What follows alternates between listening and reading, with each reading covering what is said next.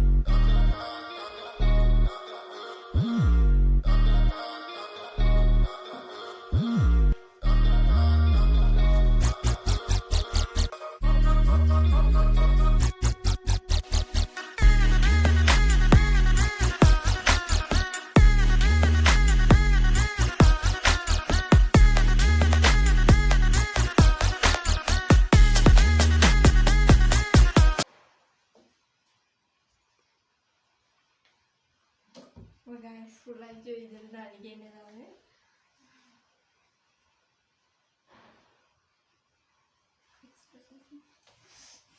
അപ്പം ഗൈസ് നമ്മുടെ ഇന്നത്തെ വീഡിയോ എല്ലാവർക്കും ഇഷ്ടപ്പെട്ടെന്ന് വിചാരിക്കുന്നു. അപ്പം ലൈക്കും ഷെയറും സബ്സ്ക്രൈബും ചെയ്യുക. അടുത്ത വീഡിയോക്ക് വരെ ബൈ.